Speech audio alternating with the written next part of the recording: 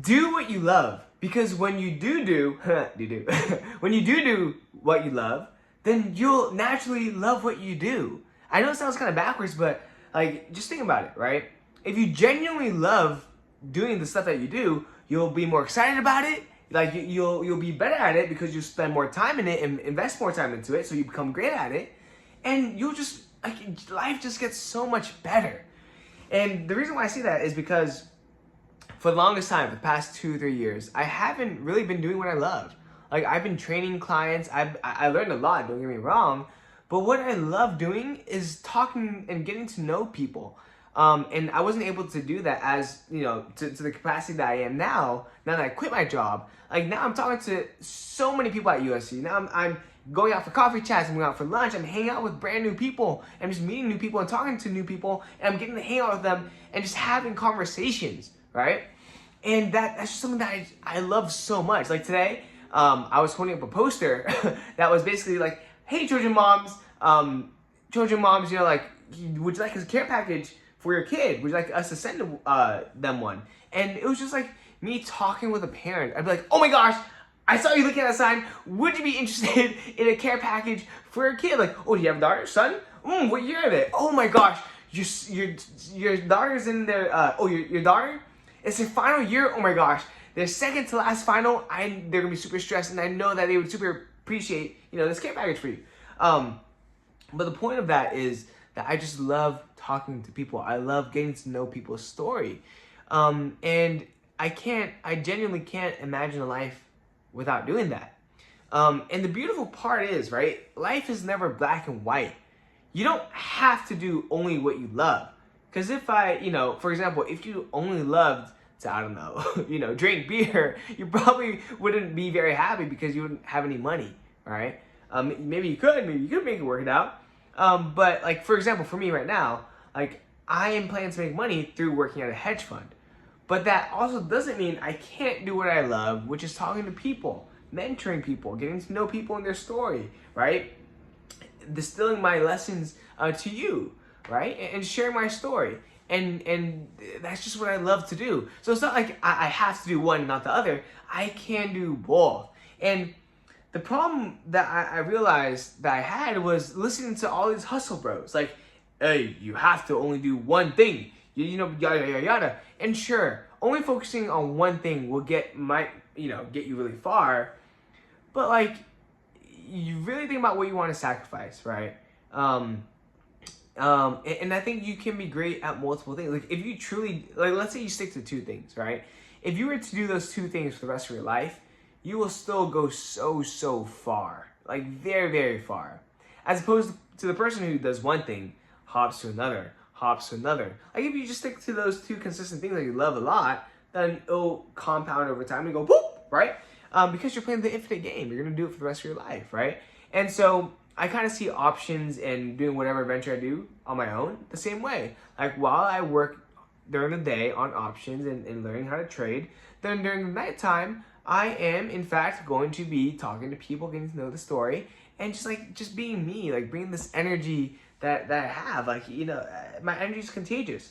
And I think it's a gift that I have, being able to bring this energy, being able to communicate and be extroverted when I want to be, being able to really read the room. A good friend of mine complimented me on that today. Like, she was like, you have really, really good EQ, and that really didn't mean a lot to me. It was very kind of her to say. And I think it's best to utilize those gifts as well. But I also want to make money, right? And so the opportunity to learn from the best options trader in the world at this moment, like, why would I not want to do that, right? Why would I ever let the opportunity go to waste? And it's pretty fun too. It's pretty fun. So, with that being said, like, really do what you love, and you'll end up loving what you do. And when that happens, you become great naturally, right? So anyone that says don't follow your passion, like, you can be passionate about the stuff that you do. Like, why would you not? Of course, you should probably be good at it, or at least have some semblance of hope of being good at it. Because I genuinely, okay, here's the thing. I genuinely believe that you can be good at anything. You can be great at anything and everything, right? I'm sure you might have some inclinations towards something or the other, but you can learn to be great at literally anything. I truly, genuinely believe that. So anyway, it was a very long day today. I woke up a little later at around 9. I had a meeting at 9 with my nutritionist, and then I went to Truesdale at USC with my boy Colin. He was just holding up a poster, and I was just telling parents, "Oh, yo, OMG, I know you saw that poster." That was my opening line, basically. And I was like, "OMG, I know that you want to send your kid a care package for finals week." It was really fun. So I did that. I got like 10 emails and phone numbers down within less than an hour, which is very good, very good. Every 6 minutes I got a person. And then afterwards, went to office hours, talked to my professor. I love my professor. Shout out to the homie Professor Glenn Fox. I also saw Professor Jessica Jackley, who I plan on dropping in her course next semester at, because it's a grad course. And afterwards, I had class, and then I had another class, talked to a lot of parents. I met the the owner of Masis Kebabs. I love that place.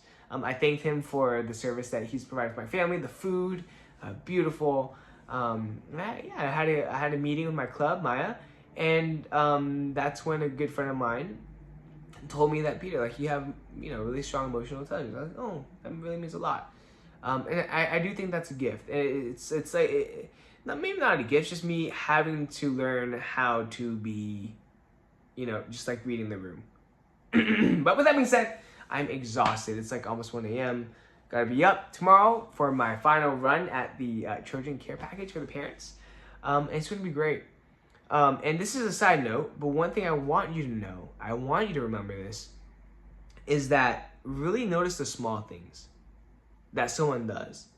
Because the small things, it really says a lot about a person, because if they're doing it at a micro level, then they're probably doing it at a macro level.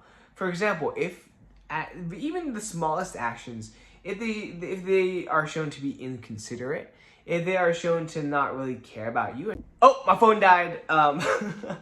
But yeah, like just really notice what a person does on the small level, because chances are, if they're doing it on the small level, they're probably gonna do it on the big level, right? And so you just avoid those people. You really want to be around people who are just good, as many times as they possibly can. But with that being said, I am exhausted. But despite being that, just remember to be better daily. I did not stick to my commitment of sleeping early, but I will sleep earlier tomorrow, hopefully. But yeah, remember to be better daily. I will be better tomorrow by hopefully sleeping early. And hit that subscribe button to follow along my journey, and also just to be, around like-minded individuals. If, we're like-minded, then yeah, hit that sub button, and I will see you tomorrow. Peace out.